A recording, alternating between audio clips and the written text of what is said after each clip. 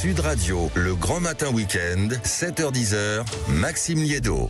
Il est 7h17 et Sud Radio, près de chez vous, ce matin, s'intéresse à un salon dont il est partenaire. Bonjour Patrice Lassalle-Bareil. Eh bien, bonjour. Merci beaucoup d'être avec nous ce matin. Vous êtes le commissaire général du salon Silver Economy Expo, dont Sud est partenaire. Ça se déroule du côté de la Porte de Versailles à Paris le 25 et 26 novembre. Les vraies voix, notamment, ils seront en direct à partir de mardi. Mais moi, j'ai appris ce mot hier soir en préparant notamment notre entretien. On parle de Silver Economy. Mais qu'est-ce que c'est que ça ? Alors d'abord, la Silver Economy, ce n'est pas un seul secteur d'activité. C'était un secteur d'activité économique transverse. Et quelque part, Silver, c'est la connotation argent en anglais, bien sûr, qui fait référence aux cheveux blancs et gris argentés de nos citoyens. Donc la Silver Economy, en fait, c'est l'économie du grand âge.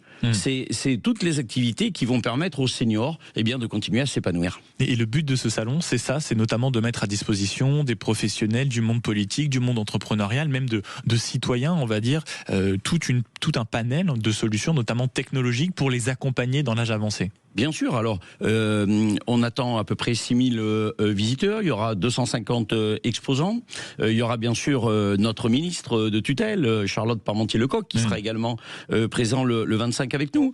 Donc oui, en fait, la Silver Economy, c'est tous les secteurs de la santé et de l'autonomie, du service à la personne et de l'accompagnement, tout ce qui touche à l'habitat et au cadre de vie, le bien-être et le loisir, bien évidemment, et représente également un secteur d'activité qui doit continuer à se développer, parce que ce qui est certain, c'est que l'âge de nos concitoyens en France et ailleurs en Europe va continuer le nombre en tout cas de personnes supérieures à 60 ans va continuer à augmenter. Et on voit bien à quel point c'est un sujet qui agite régulièrement l'actualité, notamment sur l'aspect retraite. Mais est-ce qu'on pense suffisamment, et je m'adresse à vous, Patrice Lassalle-Bareil, vous qui êtes le commissaire de ce salon qui se déroulera notamment la semaine prochaine à Paris du côté de la Porte de Versailles, est-ce que vous trouvez que c'est un sujet qui est encore un peu trop mal traité, mal pensé en France? On parle souvent du troisième âge, tout ce qui se passe après la retraite. Est-ce que pour vous, on s'y intéresse suffisamment? Eh bien écoutez, on va être obligé de s'y intéresser. Parce qu'en 2050, à peu près un tiers de la population aura plus de 60 ans. Donc il est clair qu'aujourd'hui, nous n'avons pas le choix. Le secteur politique n'a pas le choix, le secteur industriel n'a pas le choix, le secteur associatif n'a pas le choix.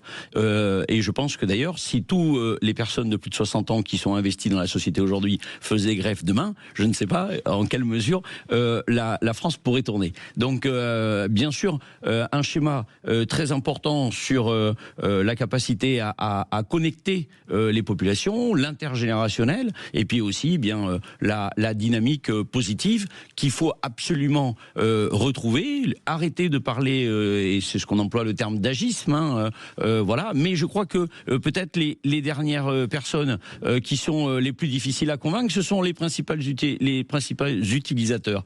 Et je crois qu'on n'a pas envie d'être vieux. Et puis dans ce salon, il y a aussi beaucoup, on va dire, l'exposition, la démonstration d'énormément de services technologiques. On est d'accord sur ça. Comment on fait justement pour relier, ou on va dire d'une certaine manière réconcilier le troisième âge avec ces services technologiques? Parce qu'on entend beaucoup la fracture numérique. Est-ce que ce n'est pas incompatible? Alors, je ne sais pas si c'est pas incompatible. Ce qui est certain, c'est que il faut que les entreprises d'aujourd'hui qui développent des technologies, des innovations, je pense à la téléassistance, à toutes les secteurs de montres connectées, les tablettes, etc. Quelque part, créer des produits qui seront certainement beaucoup plus utilisés dans 20 ans par notre génération, par la génération, on va dire, des cinquantenaires aujourd'hui, plutôt que les cinquantenaires qui arrivent en période 2025-2030. Pourquoi? Parce qu'ils n'ont pas été formés à ces outils numériques et digitaux. Donc en fait, on a un décalage structurel systémique entre la création et le besoin et la volonté de créer pour demain par rapport à l'utilisation d'aujourd'hui. Certes, vous avez mis le doigt très clairement sur une des problématiques du secteur. Et une des dernières questions quand même que j'aimerais vous poser, c'est est-ce qu'il existe dans tous ces secteurs quand même des initiatives, des solutions made in France? Oui, alors le Made in France, on a des très très grands groupes.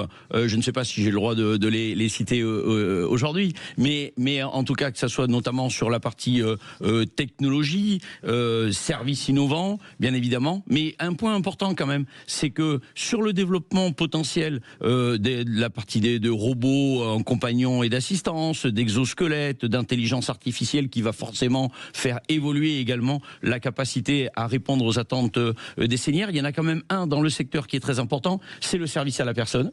Et ce service à la personne, il est non délocalisable. Et je crois que c'est un point très fort sur ce marché de Silver Economy. Et donc merci à vous, Patrice Lassalle-Bareil, d'avoir été avec nous ce matin, commissaire général du salon Silver Economy Expo, dont Sud Radio est partenaire. On trouvera notamment les vraies voix en direct de votre salon. Et je rappelle que ce salon, c'est le 25 et 26 novembre du côté de la Porte de Versailles à Paris. Merci beaucoup d'avoir été à Sud Radio ce matin. Eh bien, tous les auditeurs de Sud Radio seront bien sûr les bienvenus. Merci beaucoup.